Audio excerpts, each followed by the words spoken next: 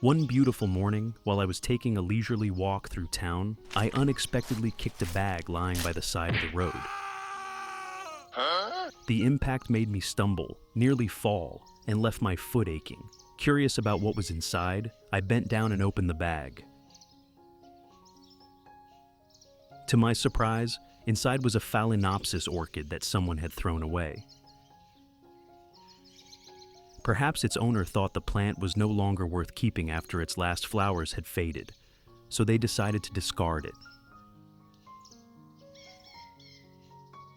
But after taking a closer look, I realized that this orchid was still in fairly good condition. The leaves were still green, the crown showed no signs of serious damage, and the root system still had the potential to recover. Based on my experience growing orchids, I knew this plant still had a chance to survive and could even bloom again. So, I decided to take it home and see if I could bring it back to life. With proper care, this forgotten orchid might once again become a beautiful flowering plant. First, after bringing the orchid home, I'll inspect its overall condition. As you can see, the plant is still in fairly good shape. The leaves are green, and there are no signs of severe decline.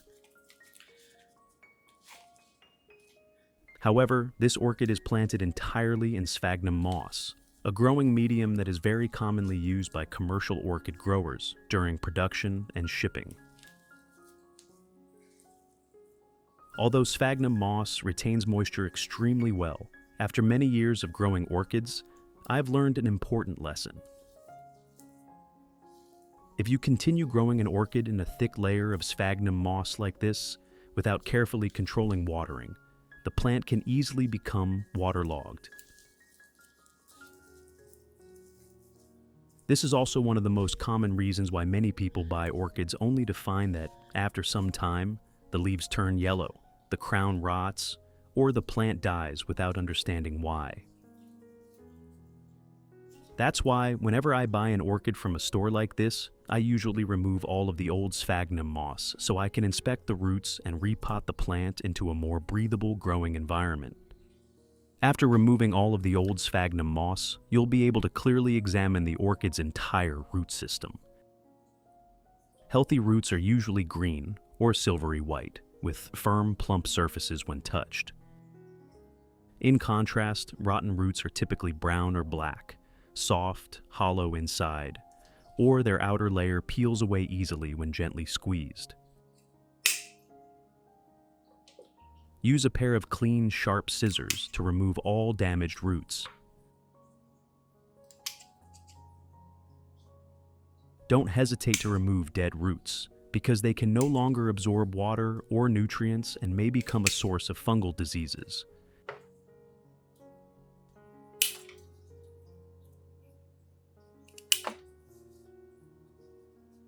In addition to the English voice, we have now created dubbed voices in French, German, Italian, Spanish, Portuguese, Japanese, Hindi, and Indonesian to help you understand the content more easily.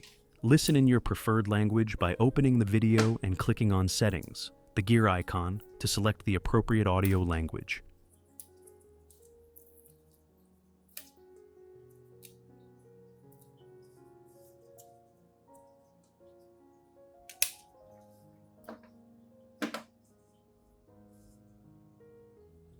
Once you've removed all damaged roots, rinse the orchid thoroughly under running water.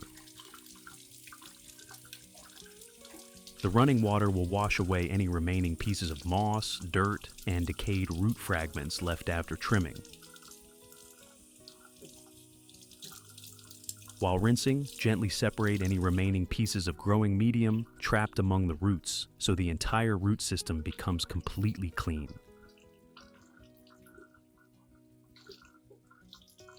Handle the roots carefully to avoid breaking any healthy ones. Also remember to rinse the base of the plant and the undersides of the leaves, where dirt and residue often accumulate during cultivation. After rinsing, place the orchid in a cool, well-ventilated location while preparing for the next step. To clean and treat the Phalaenopsis orchid before repotting, I'll prepare 1 liter of clean water. Then I'll add 1 tablespoon of baking soda and stir until the powder has completely dissolved.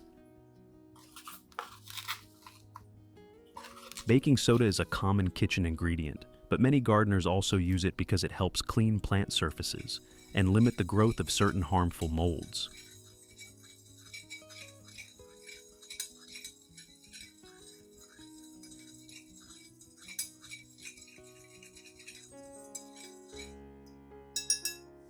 Once the baking soda has dissolved completely, I'll soak the orchid in the solution for 15 minutes.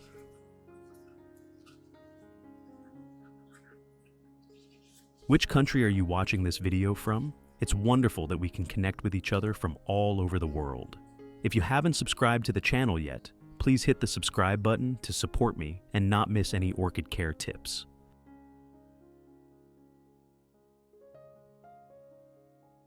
At the same time, soak a soft cotton pad or a clean soft cloth in the baking soda solution. Then gently wipe both sides of each orchid leaf. This step removes dust, residue, and impurities that accumulated while the plant was being grown and transported. When wiping the leaves, use gentle movements to avoid damaging their natural protective surface. Pay special attention to the undersides of the leaves and the leaf axils, where dirt and moisture tend to collect.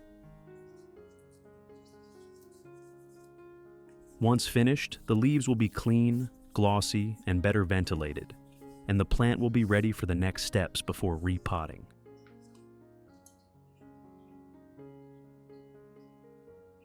Next, I'll prepare a natural solution to provide nutrients while helping stimulate root growth and speed up the orchid's recovery after treatment. Today I'll use a piece of bread. First, I'll tear the bread into many small pieces so its nutrients can dissolve more easily. Bread contains starch, a small amount of protein, and organic nutrients that can create favorable conditions for beneficial microorganisms when properly soaked and fermented. It's an ingredient that's easy to find in almost any kitchen. Then place all of the pieces into a clean glass or glass jar.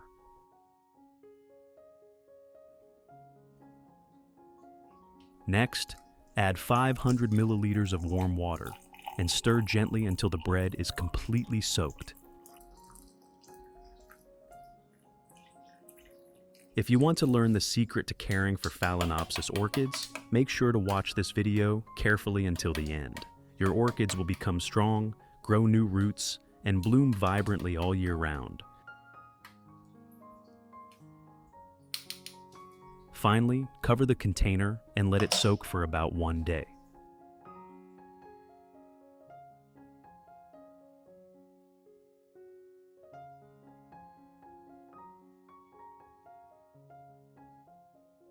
After 1 day, once the bread solution has fermented long enough, I'll strain out all of the solids and keep only the liquid.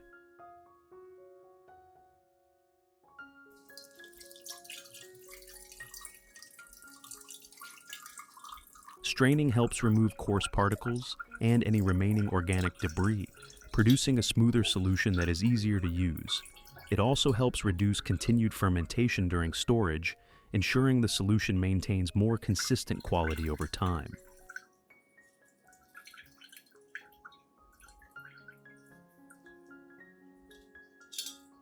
Next, I'll add 3 vitamin B1 tablets to the bread solution.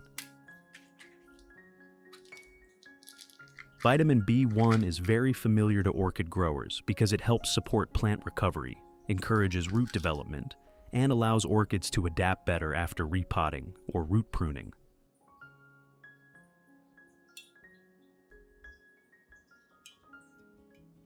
After adding the tablets, stir until they have dissolved completely.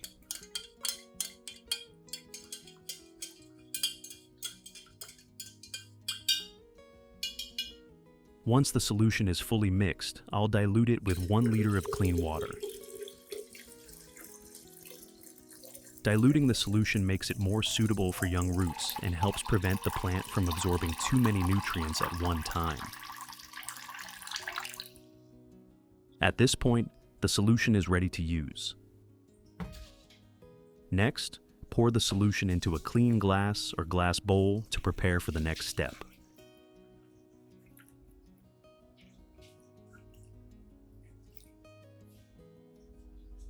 Now, soak the entire base and root system of the orchid in this solution. Make sure all of the root tips come into contact with the solution, so the plant can absorb as many nutrients as possible. I usually soak the orchid for about 15 to 20 minutes. During this time, the solution helps hydrate the roots, supports recovery after treatment, and creates favorable conditions for the formation of new root tips. Now, I'll prepare these stones before using them as the orchid's growing medium. That's why I always clean and disinfect them before use. Today I'll use 1 tablespoon of cinnamon powder. Cinnamon powder is a natural ingredient that many gardeners use because it helps limit mold growth and keeps the growing environment cleaner. I'll sprinkle the cinnamon powder evenly over all of the prepared stones. Then I'll pour boiling water over them until the stones are completely submerged.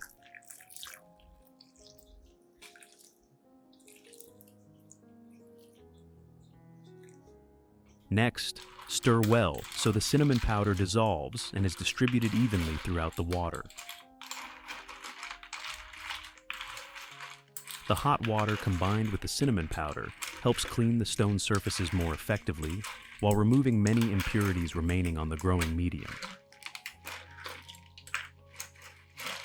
I'll soak the stones for about 15 minutes so the cleaning and disinfecting process is more effective.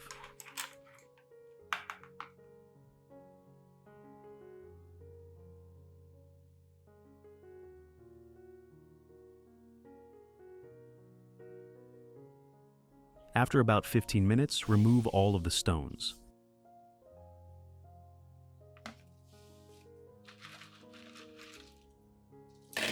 If this video helps you better understand how to properly care for your plants, don't forget to like the video and subscribe to the channel so you won't miss upcoming videos.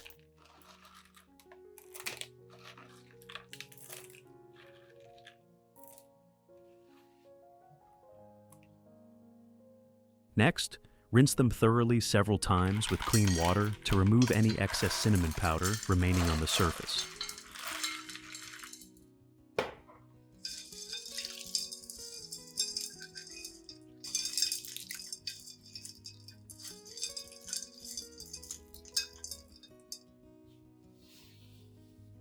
After that, remove the gravel and let it drain to prepare for the next step.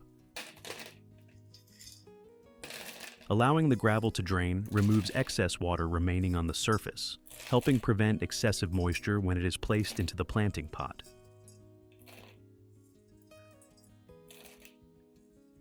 Once this step is complete, the stone growing medium is ready to use for repotting the orchid.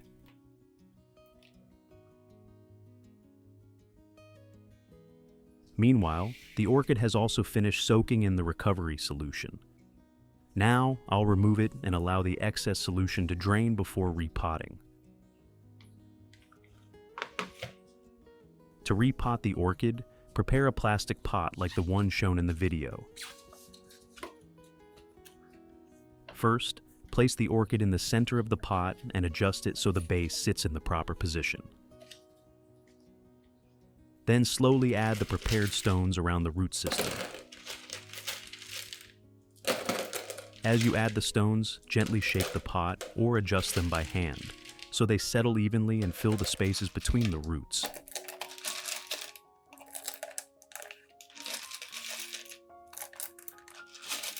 Continue adding the growing medium until the orchid stands firmly in the pot. Be careful not to pack the stones too tightly because orchid roots still need plenty of air circulation to breathe and grow.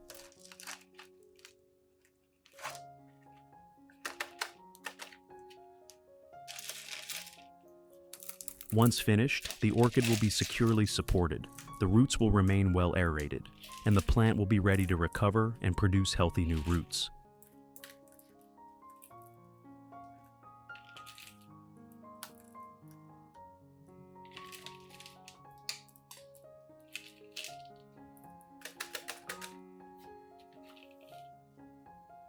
Now simply use a bottle of clean water to add water to the pot. Slowly pour in water until the water level just touches the lower portion of the root system. The goal is to maintain steady moisture so the roots can absorb water gradually while still receiving enough air.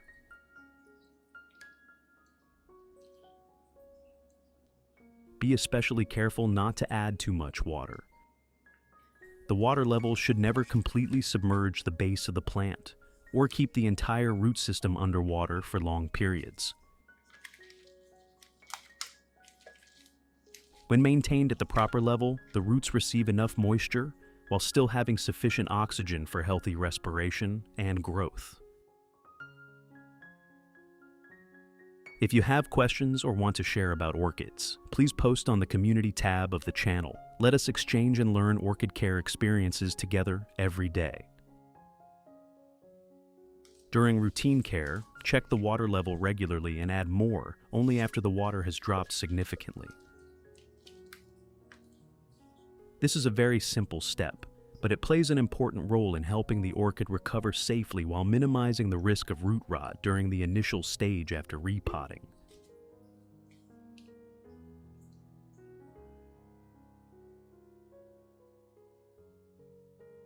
Results. This is an orchid that I repotted using the same method a few months ago.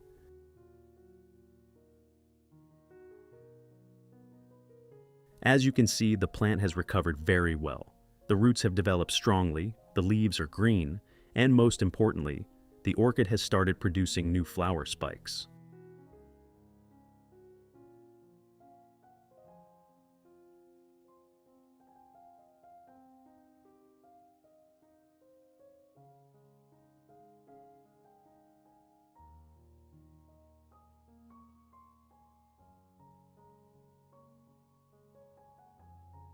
After a period of proper care, flower buds gradually appeared and bloomed once again, creating a display just as beautiful as when the orchid was first purchased from the store.